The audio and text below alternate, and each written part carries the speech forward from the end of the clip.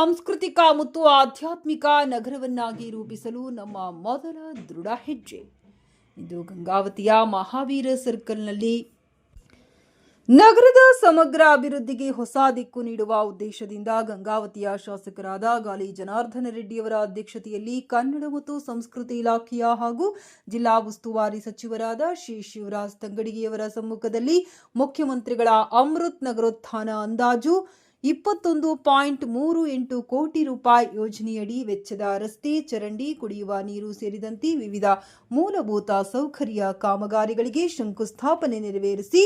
ಭೂಮಿ ಪೂಜೆ ಮಾಡಲಾಯಿತು. ಯೋಜನೆಯ ಮೂಲಕ ಗಂಗಾವತಿ ನಗರದ ಮೂಲ ಸೌಕರ್ಯವನ್ನ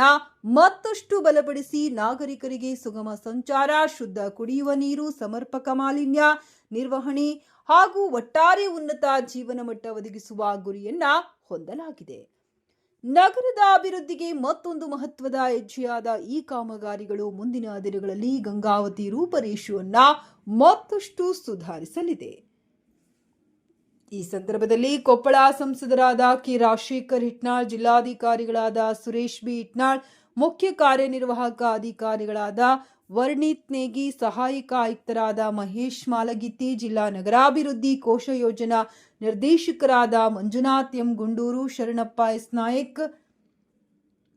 ನಗರಾಭಿವೃದ್ಧಿ ಪೌರಾಯುಕ್ತರಾದ ವಿರೂಪಾಕ್ಷಮೂರ್ತಿ, ದೊಡ್ಡಪ್ಪ ದೇಸಾಯಿ, ನಗರಸಭಾ ಅಧ್ಯಕ್ಷರಾದ ಶ್ರೀಮತಿ ಹೀರಾಬಾಯಿ, ಬಿಜೆಪಿ ಪಕ್ಷದ ನಗರ ಮಂಡಲ ಅಧ್ಯಕ್ಷರಾದ